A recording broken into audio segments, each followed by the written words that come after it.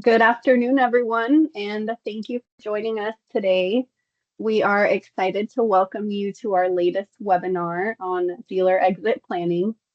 This is a super important conversation. It's one that every dealer eventually needs to have, and so we're really glad to have you here for it.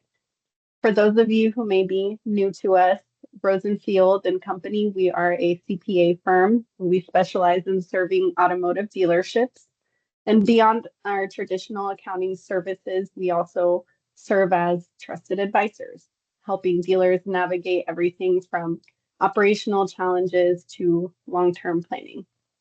So joining us today, we have David Brackenbury and Roger Biddle of Dealer Exit Planning and Associates. And we have Paul Dumm, our firm leader of business advisory here at Rosenfield.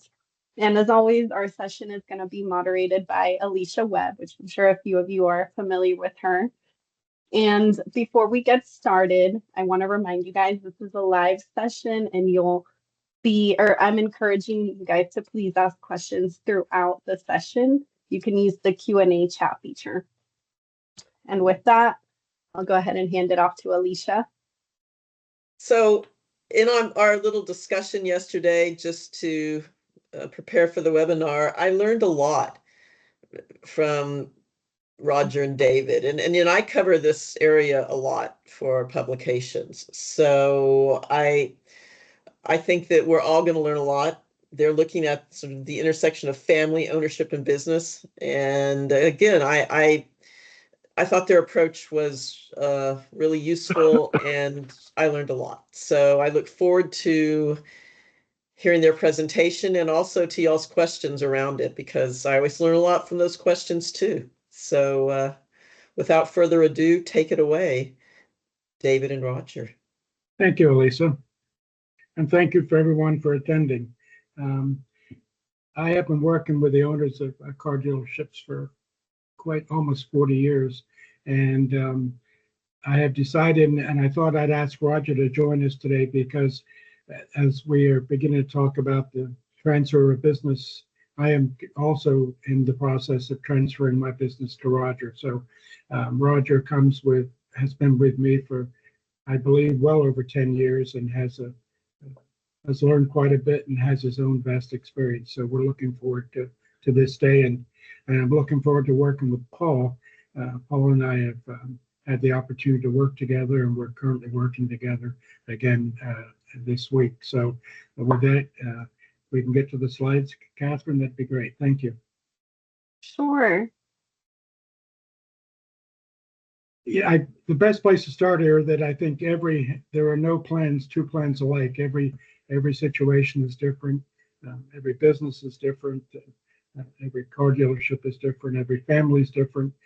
Personalities, everyone is totally different. So with that, we can continue to start.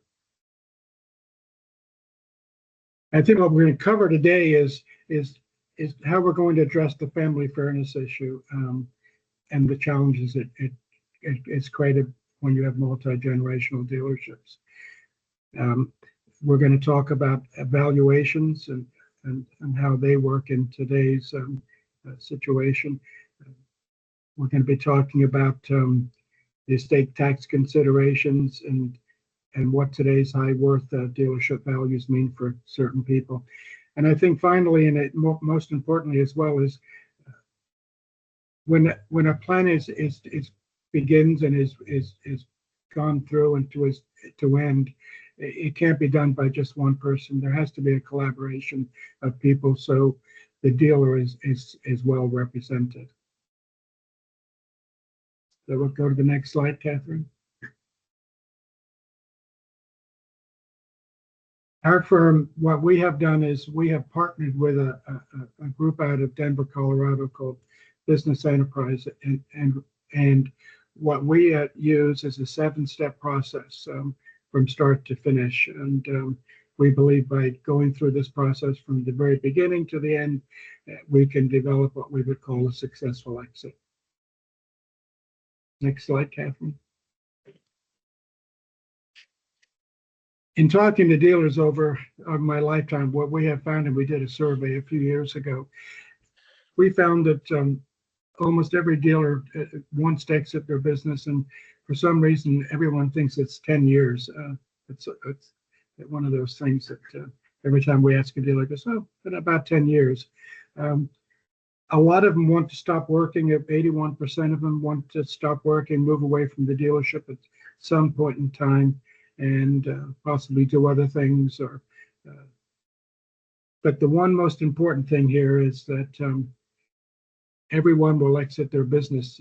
Sometimes when I talk to a dealer and I say, there are 3 certainties in life, and they go, there are 3? And I say, yes, there are 3. And everyone can name death and taxes.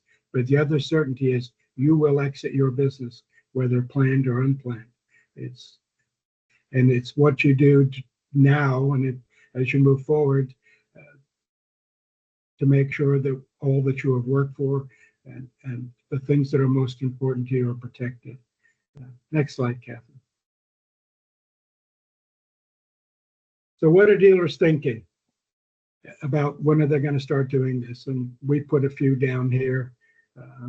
Are my children up for it? Help me find a buyer. I don't know where to start. I'm waiting. I'll keep it forever. I'm concerned about my family. I'll give it away. Maybe I'll sell it to my employees through an ESOP. There must be countless reasons why why car dealers are not doing this and getting their plans completed. But and I'm sure each of you on the call may have your own personal reason why you haven't started or why you haven't finished, or if you finished, is it the plan you want?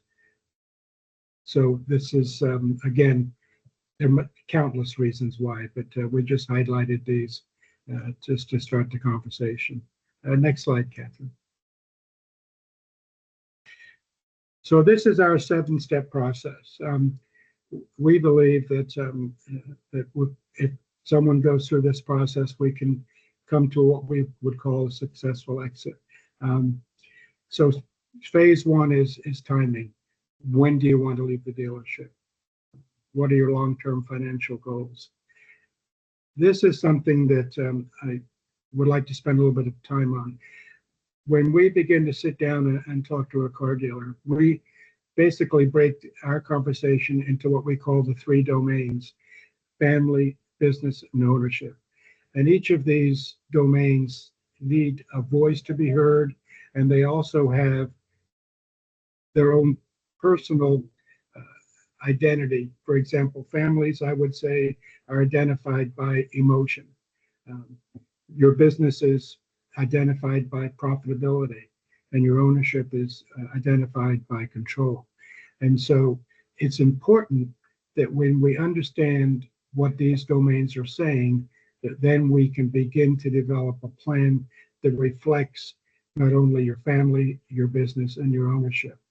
And I had learned this years and years ago, and as Roger can testify, it's important that not only does the business have a voice and the ownership have a voice, but your family has a voice.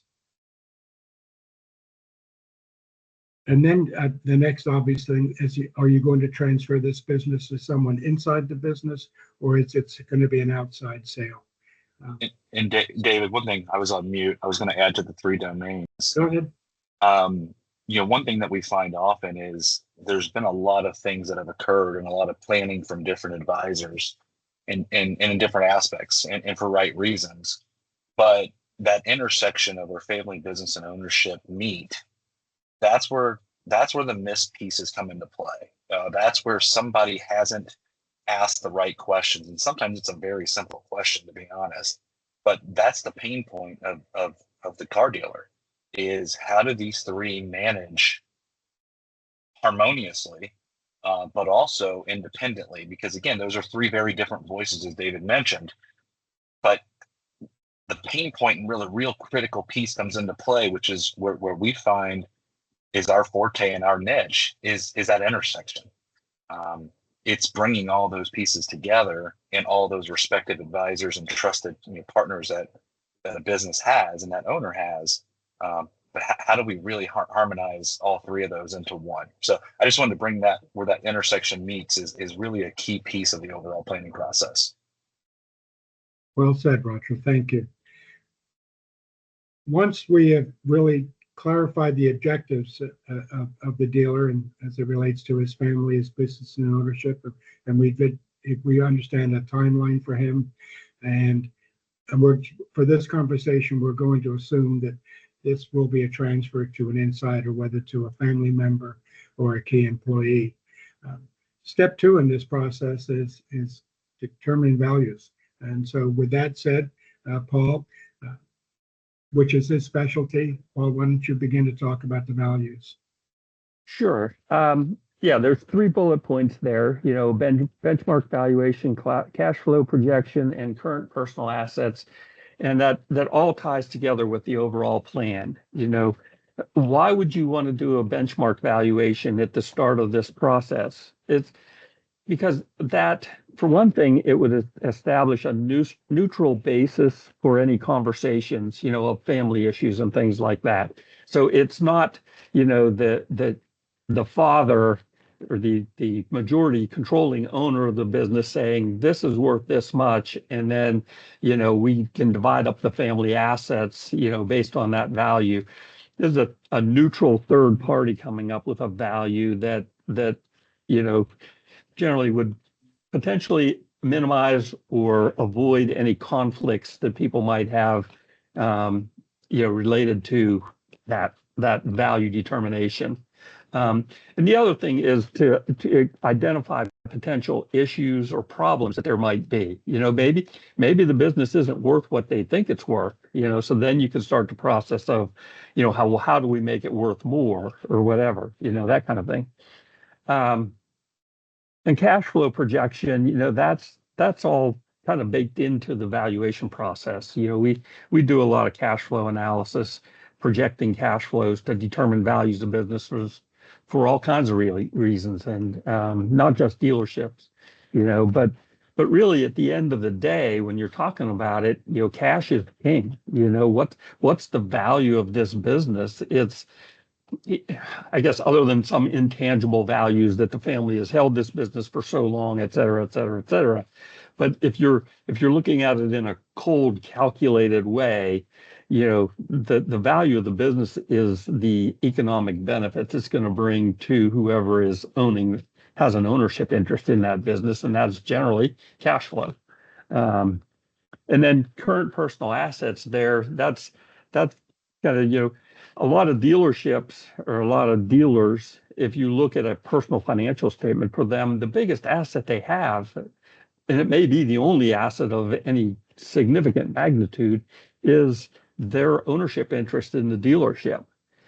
Well, someone in that position it may have a lot different plan than somebody else who has a lot of other assets on the side, outside of the dealership. And when I say the dealership, I'm talking about dealership and the related real estate that goes along with that. So, all those things play into the planning process for you to be able to get from point A to point B. Bullet point 3 there, focus on business value. The value of a business really comes down to 3 key variables. There's growth, there's profitability, and there's risk. And so if you want to grow your business, you can grow revenues, grow profitability, and reduce risk. So this planning process, you have to take each of those items into consideration. So when you're looking at growing the value or growing the revenue side of your business, what do you need to do that? And every dealership is going to be a little bit different. Regarding profitability, you'd want to identify what are the key drivers to profitability for your dealership. Measure the metrics, look at how you can improve those metrics, and then put a plan in place to do that. So it's a process, and it's not something that necessarily is going to be done overnight. It might be years and years, and that's why you would want to start this process early so that you can do those kinds of things. The third bullet point under the focus on business value item there defining and transition management responsibilities to the key employees. I guess that it may be that a family member is one of those key employees. It may be that that it's not a family member that's a key employee. But in any event, if you're going to separate yourself from the business, somebody else has to be running that business. And if the identification of that business is you, meaning, and a lot of dealerships have their name as part of the dealer name, somehow or other that has to be transitioned to somebody else, and that personal goodwill that you have developed over the course of many, many years in the neighborhood, as is seen with a lot of dealers, has to be able to be transitioned to somebody else. So they're looking to somebody else as the owner or the face of that organization. Slide number 4 there, or bullet point number 4 there, transition insider. I'm going to put both of them, insider and third-party sale, together here.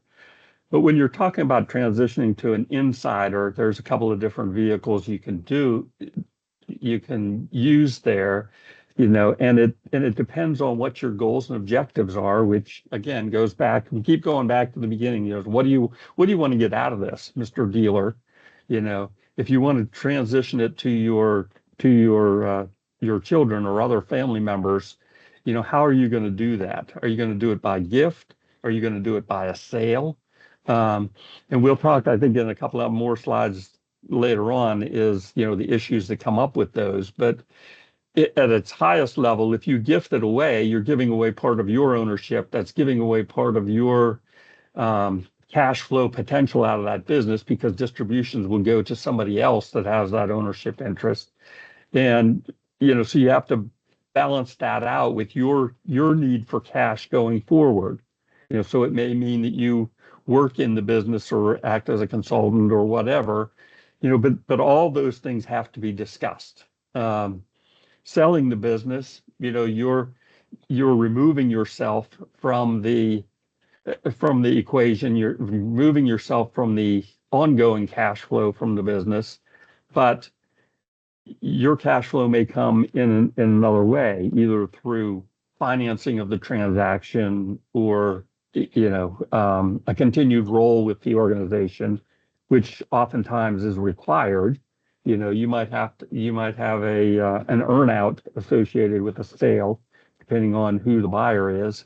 And so that has to be factored into the equation. If you want to retire and leave the business, in 3 years, you might have to sell it today, because you might have an earnout period of 3 years. So all those things have to go into the mix of, to come up to the correct solution for your individual situation. Hey, Paul, can I ask a question? Sure. When we talk about, valuation and gifting, I know, when we work together, if I own a car dealership and I want to give 10% of my dealership through a gift to a child, I can discount that gift. Is that correct? Is that something that I can do? So if my dealership's worth 10 million and I give away $1 million, I can discount that $1 million, which is an advantage. That's correct, right? Yes, generally. I'd say generally, because there could be circumstances. You have to follow the IRS rules on, on gifting, and your agreements have to make sure that situation is, or that circumstance is allowable. So it's important to have the right language in any kind of transition documents and things like that you might have: operating agreements, shareholders agreements, buy-sell agreements, things like that.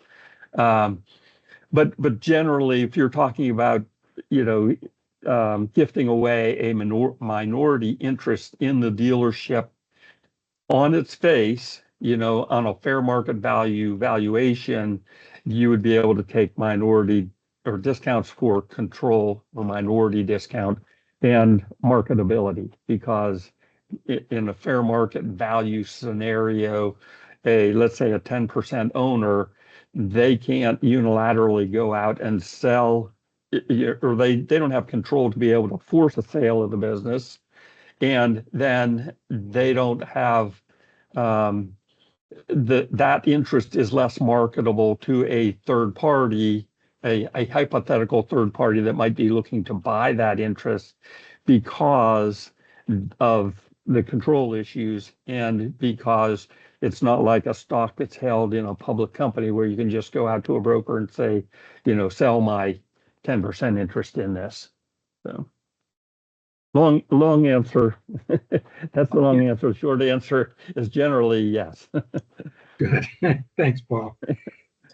And one thing that I was going to add, Paul, like going back to like where you started talking about the valuations and such, this is important for us because ultimately, as we start to have a new conversation, or we're brought in to be one of those partners of a dealer, we're going to ask some hard questions, and a lot of those questions, they get down to the emotional and pain point pieces, but we can't really start the planning aspect until we know what we're working with.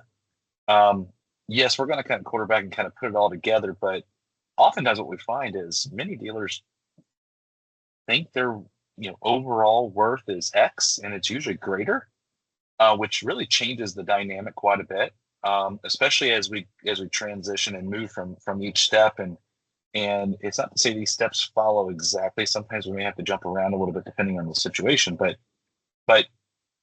the valuation is a critical piece up front, because it really kind of helps direct where everything else goes, especially for the conversations that David and I will have. So appreciate all the insight on there, Paul. I didn't want to derail you but just wanted to go back and why that's important to notify. Right. I would agree with that. I wouldn't say that necessarily everyone thinks that their dealership is that the value is more than what they think it is. There's a lot of cases where they think the value is True. is the value actually is less than what they think Right. that it is. So it goes both ways, So once we've understood what the goals are, what the values are, what your personal assets are, and if we're going to transfer this business to a member of your family, then we have to come up with what we would call the continuity plan. How is this transition going to take place? Is it going to be funded? Is it going to be gifted? Making sure that all the legal documents are in place to protect the owner and so forth.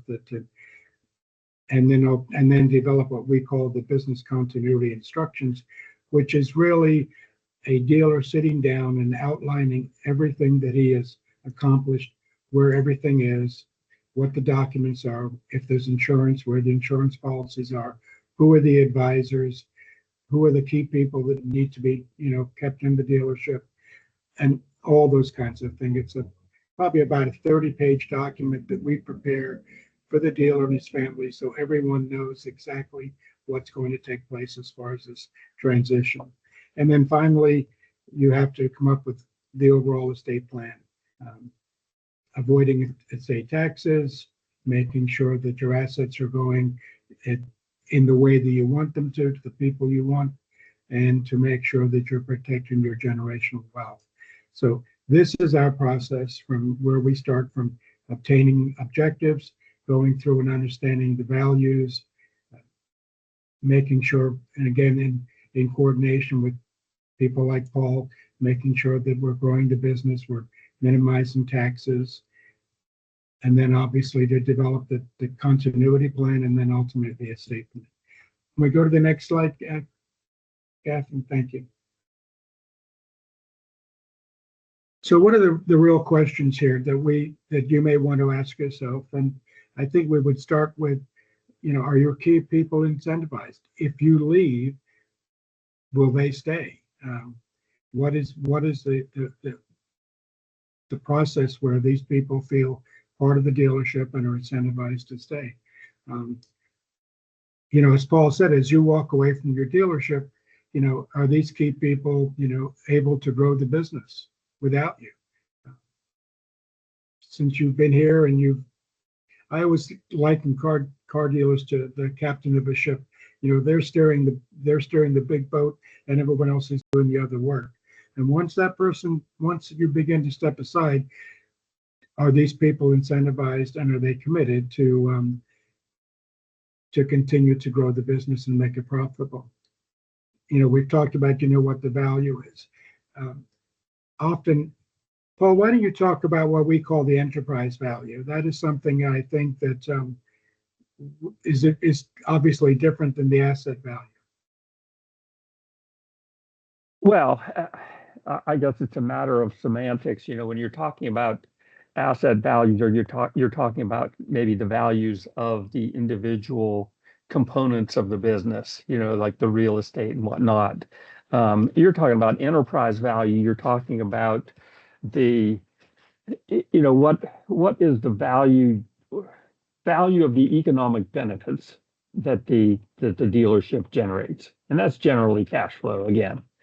So there is the value of each of the assets on the balance sheet. You have your cash and your inventory and fixed assets and whatnot, but then there's that intangible value that hopefully the intangible value is a positive number, that the value of the dealership as an enterprise is worth more than the value of the individual assets, because of the economic benefits it generates. Good, thank you. Hey, Roger, why don't you continue this about the 5-year plan and so forth? Yeah, I mean, it's back to what the goal is. I mean, we mentioned 10 years before, 5 years, and when are they really ready to step away? Again, it's back to the right questions, and what's realistic. Sometimes what they feel may or may not be realistic, and Dave and I are working on a case right now that we had to kind of say, it's based on what you're at and what you're trying to do. It's you really probably need to work here and work in the store another 2 to 3 years for cash flow perspectives. But ultimately, developing the successor as well. If that plan is to step away, who is that, and what is being done to get them to the point? Because as the dealer, if you start stepping away, somebody's basically going to be in control of your livelihood and what you've been accustomed to, from a lifestyle perspective and a cash flow perspective, et cetera. So it's critical finding that right person. And sometimes that right person initially may not be the right person in the end. So that could delay the overall process, but there might need to be other things that happen along the way to get that person to where you need them to be. And maybe there isn't a successor. What's the plan? Obviously, anybody can sell to the right buyer. It may or may not be for the right price that one would like, but that's still ultimately a consideration. David, I don't know if you want to add anything to that before we move on to number 4. Yeah, I think that's fine. Yeah. And the biggest one I think we see the most of the time are the children involved. This is probably the most emotional and critical piece that we see often. Is you may have one child, you may have multiple children. Very rare are all children involved in the business. So now it becomes who is that one or two or three, potentially, depending, that's going to take over. Where are their skill sets? They may all have very different key pieces of their own identity that, maybe one is a better leader than the other, but one may be a better operations manager than the other. So it's finding out as early as possible, who and what children or child is going to be involved. Sometimes none of them. So that kind of goes back to that key successor, or that key employee, I should say, that may be deemed worthy of that or show interest. But this will play out here shortly, where the children become a critical piece if that's the direction, because of fairness and equality and fairness, which you'll see that aren't always there. Alysha, you have a question. Oh, you're on mute, Alysha. Is manufacturer approval an issue often or sometimes when you choose one of your children or even someone else as your successor? I've seen situations, I think, and Paul would agree with this. The manufacturer obviously is in a very powerful position here. We had a situation about 7 or 8 years ago. We had a dealer who was dueled with a domestic and an import brand, and had been reluctant to separate the dealerships. And at his death, when his daughter took over the dealership, she was told that within a period of time that she would have to create, a dual, that she could not sell out of the same store. It's a big question. Obviously any gift made has to be approved by the manufacturer. In a situation we're working now with Paul, one of the initial questions was, are you comfortable that your son would be approved? And he's in a very strong position. He's an excellent dealer, financially very strong. He has all the CSI good numbers. His son went to NAD Academy. So I think that's a great question, Lisa. And I think, yes, the manufacturer does have some level, to a greater extent, maybe even a greater extent of control over this than the business across the street, who can do whatever they want. Obviously, they have to abide by the service agreement. The other thing here that I'd like to add, Roger, is that I think often when we sit down with the family, we often hear and I'm not picking on ladies, but the mother will say, well, why can't all of my children, be involved in the business? And so I think sometimes these family dynamics come into play as well. And the other thing, and I think, is that sometimes we're stuck in a system that may reward the eldest son, or something in those kind of situations, or maybe the daughter may be the stronger of the possibilities, but because a quick story, and I think I shared this with everyone the other week. I was in a family meeting with a dealer, and I won't say where, and the daughter asked a question, well, why can't I be involved in the ownership of the dealership? And the family attorney basically said, well, you have children and you have responsibilities there. End of meeting. So I think, Alysha, there are not only the manufacturer dynamics, but you have also the family dynamics often in choosing a successor. And just to kind of thank you both. To kind of continue on for the sake of time, it's the financial resources. I mean, just because one is chosen or multiple folks are chosen, doesn't mean they have the financial reasonings and resources to be where they need to be. So that becomes its own hurdle in itself of how does one get there. And it's not one of those things that you can do overnight. It's a plan. So that's why everything that we look at and do, it's always with 2 and 3 steps ahead, and sometimes it's years. So the earlier that one can really start to have the conversations, it becomes important to start that, because just because something was thought of and approved and agreed upon and looks great today, that doesn't mean 5 years from now that's still going to be the best option. Alysha, there was a few more questions that popped up. I don't know if you want to read those, and we'll continue on. Hope you're on mute again. I'm sorry.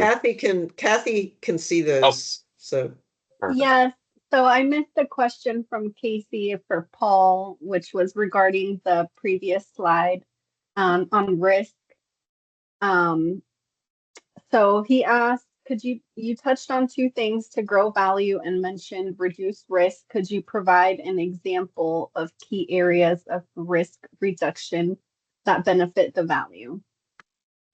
Oh boy, we could talk all day about risks, but I guess in its most general terms, the risk that I'm talking about is the risk of the ability to grow the business and the risk of the profitability of the business. So if you're projecting out revenue growth and profitability growth or whatever profitability level you have, there's a risk that those are not going to be met, in the future, for myriad reasons. You talk about, well, things are going on right now. You have the tariff issue. Where's that going to end up? It seems to change just about every day. There's new tariffs added and tariffs taken off and percentages change, whatnot.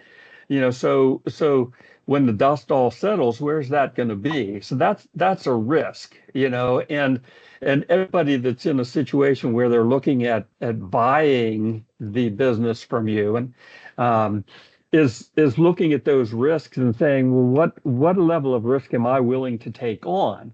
And they have a certain required rate of return based on that risk assessment that they're willing to pay for, the cash flow that's expected from this dealership operation. And so that all factors into the value determination, or what a dealership is worth. Really, when you think about talking about the rate of return, when you look at and you hear multiples thrown out about, the multiple is X for this brand, or the blue sky multiple is Y for this brand, you're really talking about the risk that's associated with that, because that multiple goes into the determination of value.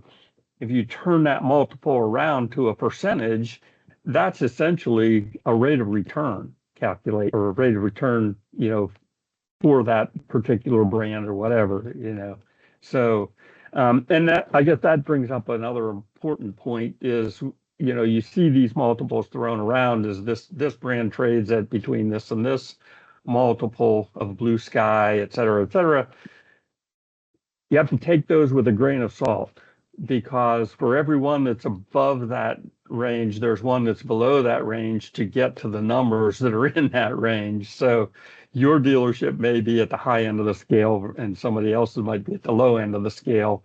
So until you start, doing the analysis for evaluation, you don't know necessarily where you would fall within that range, where you may be inside or outside of that range.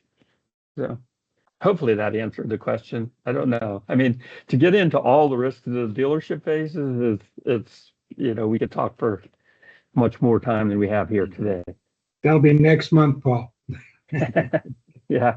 And David, I did see another question from Ken.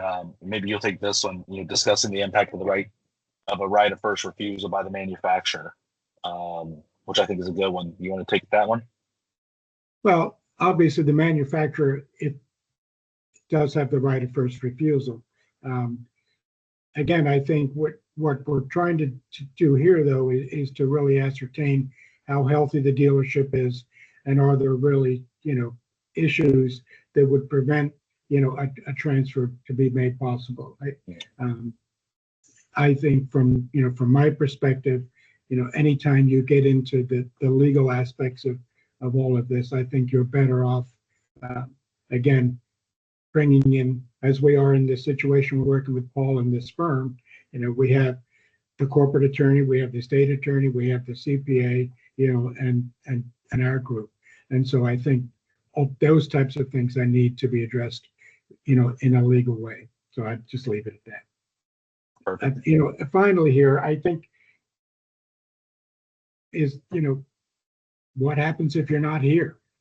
What plans are in place to protect your family, that protects this business? Well, David, but no one ever dies or becomes disabled.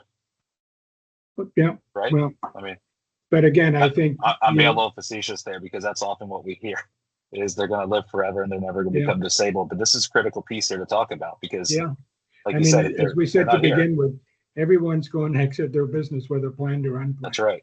And the stories are, there are so many stories.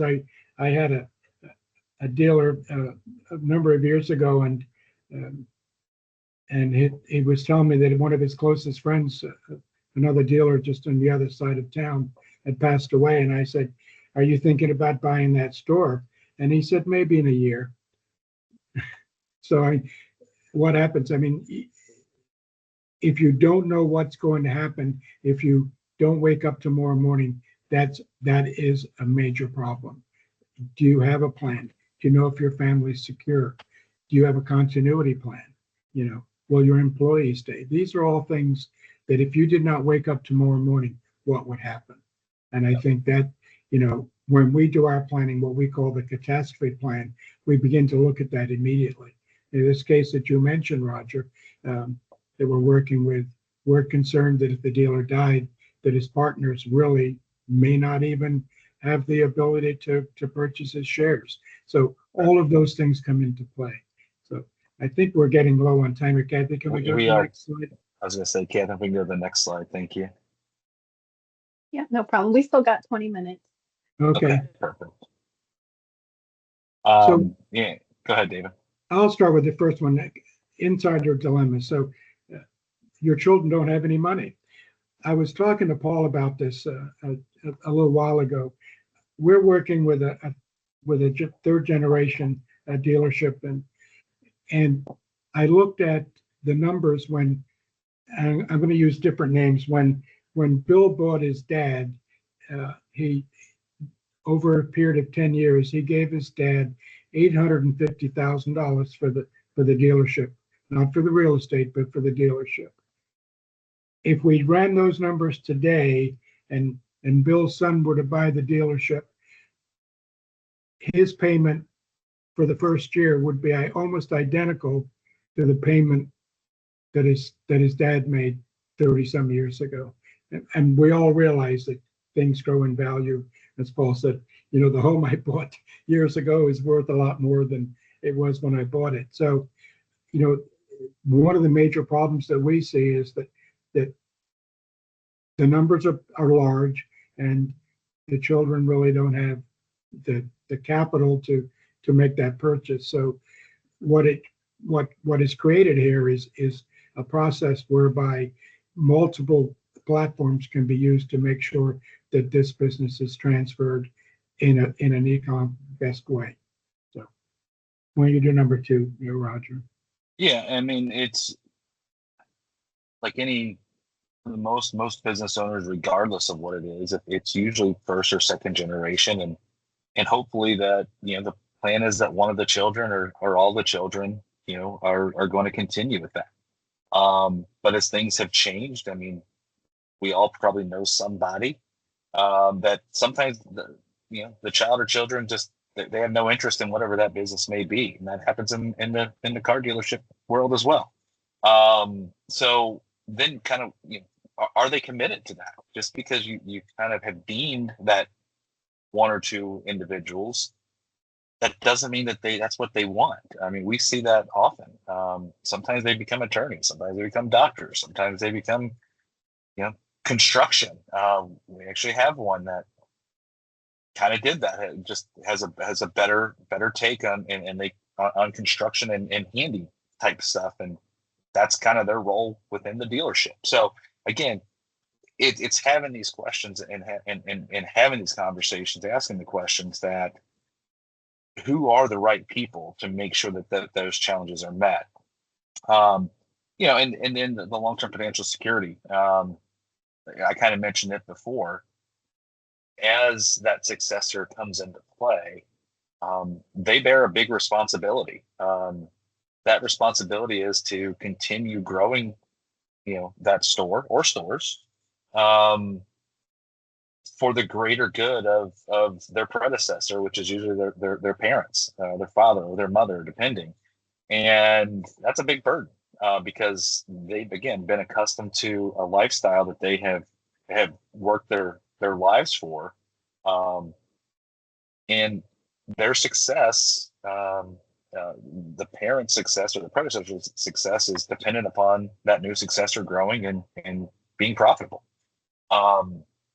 Within it's that, a tremendous responsibility. excuse me, Roger, it's a, Yeah. you know, when the successor takes on this opportunity, it is a tremendous, you know, opportunity, but it's also a tremendous responsibility to continue the successful path of this car dealership. You know, if dad or mom, the dealer leaves at age, say, 70, they may live 20, 25, 30 years. And so is the long-term ability to support, you know, the parents and, you know, making sure that the dealership is profitable so it can continue to pay benefits and salary, as distributions and rents. So it is a huge responsibility, and we believe it should not be taken on lightly. You should be totally confident that the person that you have placed to be your successor has not only the willingness but the ability to make this a possibility. The next one I think is family fairness. Roger and I had a conversation with a law firm from the Midwest yesterday, and the estate planning lawyer basically said that this is the number one problem when she works with dealers. This is the major issue that she has to face almost in every situation that she's involved in. For example, you have a dealer. What we have found is more than likely, and she said 80%, I found that when you look at dealerships, probably 60 to 80% of the person's total assets are tied up in the dealership in dealership real estate. And so if you've got 4 children and one child is going to receive or inherit or be gifted this business, then how do you manage what we call the fairness issue? We're not talking about being equal. We're really talking about being fair. And again, we find in almost every situation that we work with, this is a major problem. And maybe, in my opinion, one of the major stumbling blocks to getting a successful plan put into place. Because how do you do this? It is a major, major issue. And again, I think this might be the most important thing a dealer can deal with is how do I treat my children fairly if one of my children is going to receive this opportunity? And then obviously estate liquidity. Well, now we know that the estate tax now has been sort of approved, and we now know that the estate tax lifetime exemption for a single person is 13,800,000 today, and obviously for a couple it's 27,600,000. So anyone, you know, major below this amount doesn't really have a estate tax situation. But as you continue to grow your business, this is something that you may have to think about. How do I create the liquidity? You know, if you're worth $40 million and you've got $28 million of lifetime exemption, you're still going to be faced with $6 to $7 million of taxes due in 9 months. So how do you do that? And what's to make sure that you're not forcing asset sales? And so, you know, I think these two issues, and with the major responsibility, and obviously the children not being able to purchase it, and then the commitment, I think these challenges, we believe, are the major challenges that a dealer is facing.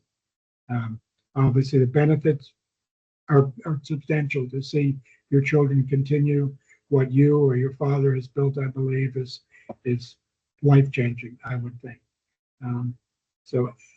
We're getting close. Can we go to the next slide, Cathy? One more. Is it get going? Can we keep going? There we go. So Was it this one? Sorry. well, let's just do this. Yeah. So what we believe, again, as we highlighted, is this whole exit planning process are steps. You do step 1, you do step 2, you do step 3, and so on until it's completed. And so this is our process. This is what we believe has to take place from beginning to understand the objectives, to understand the family, the business, and the ownership's objectives, to understanding the values of the dealership, the value of the real estate, value of the assets, and then beginning to make sure that the businesses continue to grow and to prosper, and then to develop a transition plan, and then ultimately an estate plan. So if we could go then to the last slide. Well, one thing I'd add to here is there's a lot of things going on this particular slide. It looks like a lot, and to be honest with you, it is. That there's quite a bit, but you've got to do these in sequential order. Occasionally, you can get out of order depending, because everything is really contingent upon the previous step and kind of checking that box off, if you will.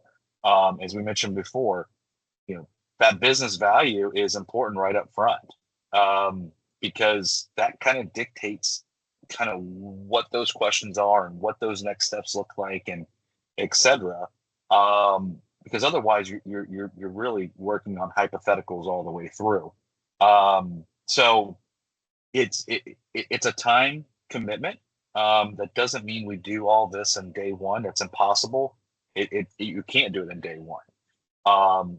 That's why, creating and clarifying the objectives, and we'll talk about this here in a second, the assessment will help kind of provide that dealer with, okay, I know I have these concerns and these problems and things I need to think of, or, maybe I think I'm in good shape and maybe they are. Well, the assessment, which we'll talk about here in just a moment, is going to help prioritize that. So it's one of the first steps we actually have them go through, because then we can kind of, how do you eat an elephant? Proverbial one bite at a time. We kind of knock this piece out, we can check it off, and then we're gonna go on to the next objective, and we're gonna work towards that. And that's often going to be working with their other advisors, their CPA, their as Roger attorney, knows, as Roger knows, when we sit down with a dealer and his spouse and ultimately his children, I always start with one statement, that anything that we do today has to make sure that you are protected, that the person that you walk through your life with is totally protected. If we can't do that, then we really can't move forward. And so that to me is where we start. Let's make sure that the people you love are protected. And where we finish at the very end at step 7, as I talk about, what I like to talk about is Thanksgiving dinner. When you're both are long gone and your children continue to get together at Thanksgiving and sit down as a family. So I think, to me, when I think about all of this and all of the planning and all of the work, the valuations, the legal documents, all of the difficulties, all the difficult questions, it comes down to 2 things. Are the people you love protected, and will your children ultimately get together for Thanksgiving dinner? I think, to me, that really makes a successful plan. Family protection, Thanksgiving dinner. Cathy, we have one more slide. So the question is, where do I start? When we start with a dealer, the first thing that we do is we have him take our assessment.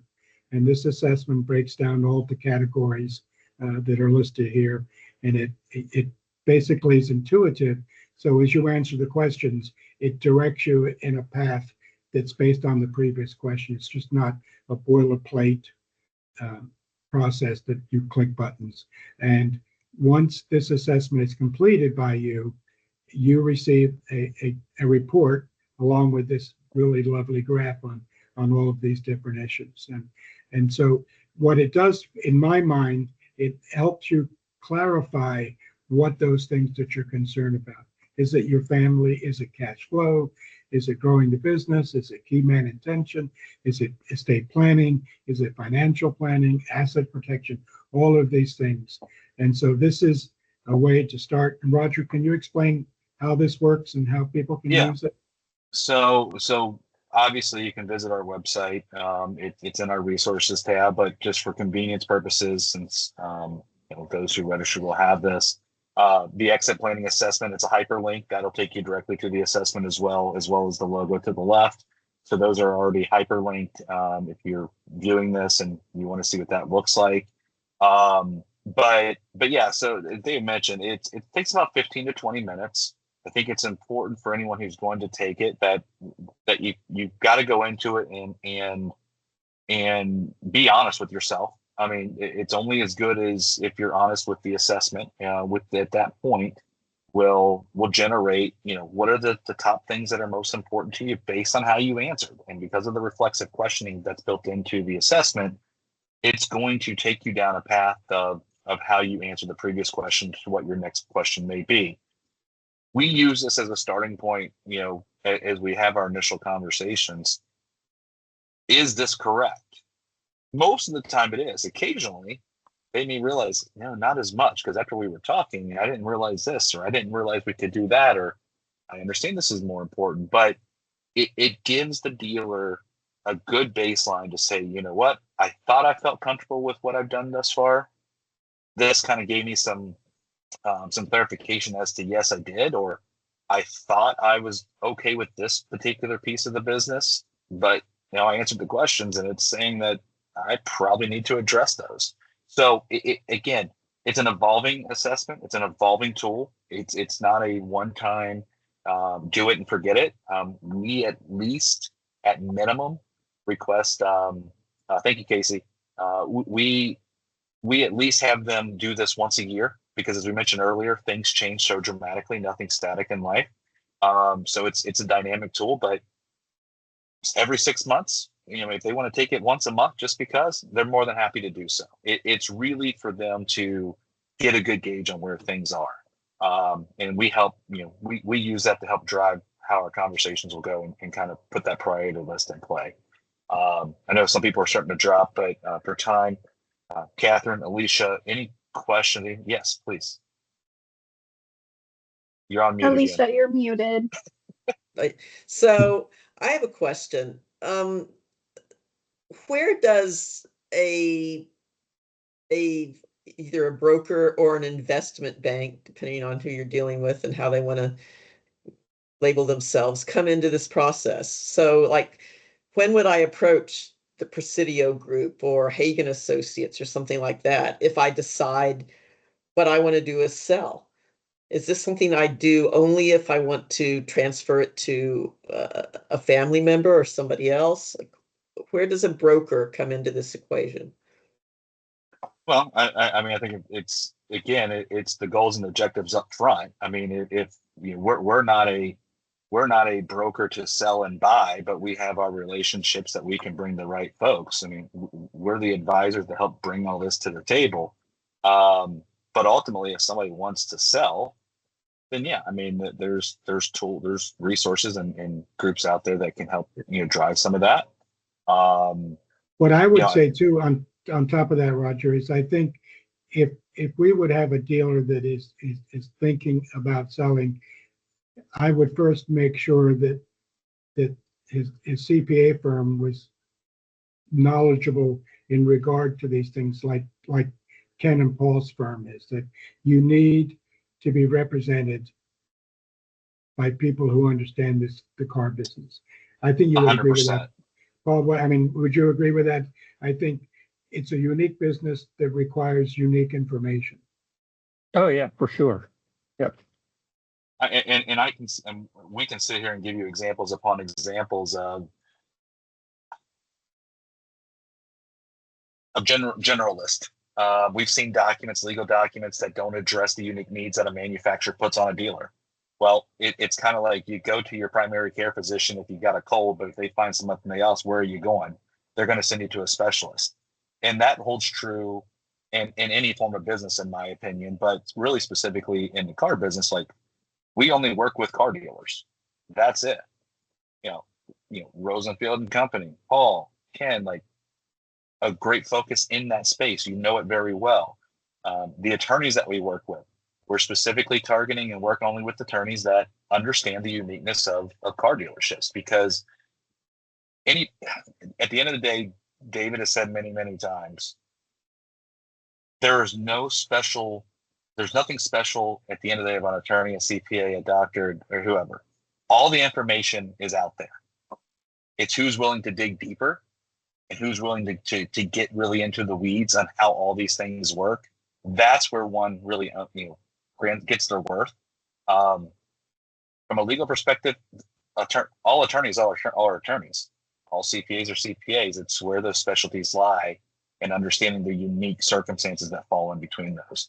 For us, we only work with car dealers. That's our specialty. So we get it, we understand it, and we work with great folks like Paul, Ken, and all the attorneys that we work with across the board too. Okay, thanks. Thanks so much. Thank you. That's our time. I want to thank our speakers and thank you all for attending today's webinar. We really hope that this session helped bring some clarity to this complex process. If any of you have any follow-up questions or want to connect with our team, please feel free to reach out. And I will be publishing a recording of today's session along with the slides and send it to all of you registrants. So thank you again. Thanks so much. Thank you. Thank you, Cathy. Thanks, everyone. Thanks, Have a guys. wonderful day. Thank you. Bye-bye. Yeah. Bye. Bye.